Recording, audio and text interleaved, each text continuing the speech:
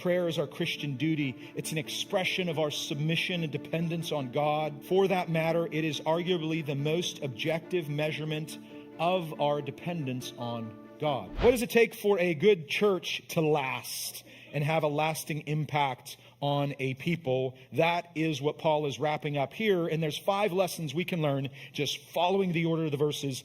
First lesson is this: lasting influence is built on the prayers of the church, the prayers of the people. As Paul is wrapping up his thoughts to this church that he loved, and yet he was only with, if you go over to Acts 17, verses 1 to 9, just a few weeks, maybe a few months at most. He was there probably the shortest time of any church he wrote a letter to. And yet what he writes in these 2 wonderful letters and wraps up here is evidence of how much of an impact he had. And it starts with, in his final thoughts, finally, brothers and sisters, pray for us. Famous last words of Paul to this church are words of humility and grace and dependence, as he's not just telling them to pray, as he did at the end of 1 Thessalonians 5:17, pray without ceasing. And then also in verse 25, brothers and sisters, pray for us. He repeats it again here, as he wants them to know that the secret to all ministry success, lasting influence, begins with dependence on the power of God in prayer. And we know this, but we can forget this. Even when we think about the opportunity I know here to get involved and make disciples and be in somebody else's life, I tend to want to just rush into that at times. And I'm not as quick maybe to be prayerful and say, Lord, is this who you would have me to invest my life in, or this person that wants to pour into me? Because it is a work of God, and it's going to be moved along by the power of God in prayer. Prayer precedes all of our work for Christ, because Jesus Christ is the great energizer of our work.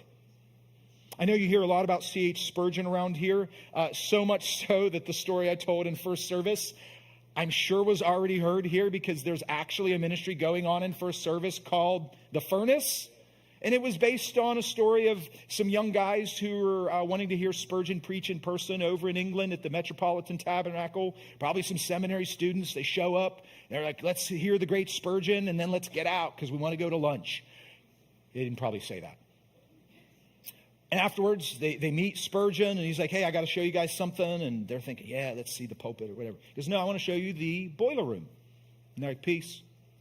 And he's like, no, the boiler room is really cool. And it's like Kurt telling me today, like, hey, man, no, you don't need to see the books in my office. Let's go to the utility closet. My collection of mops, going to blow you away.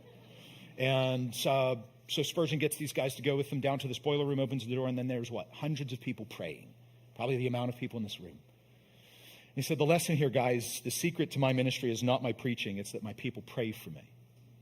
And any leader who's worth his parsonage knows that it's the power of prayer through God's people that sustain the ministry, that sustain the preaching, that sustain the preacher.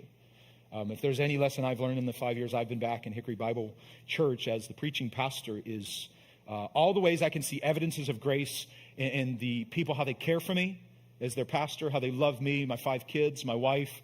I can see that.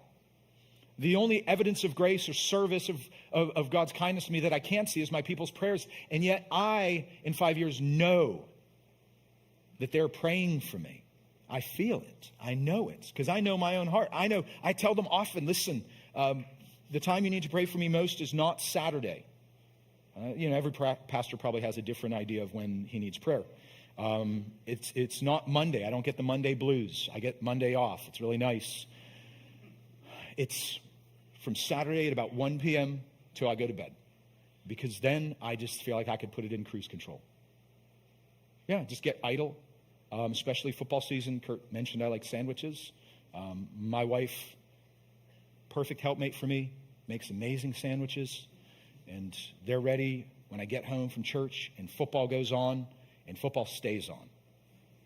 And it could suck me into just a world of self, to where this guy that was just up there preaching to his congregation, the 5 kids are like, hey, Dad, want to catch football in the yard? You really like it. I'm like, no.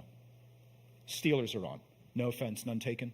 I hear there's some Steeler fans in Tampa. If you have any recommendations where to watch the game today, please let me know.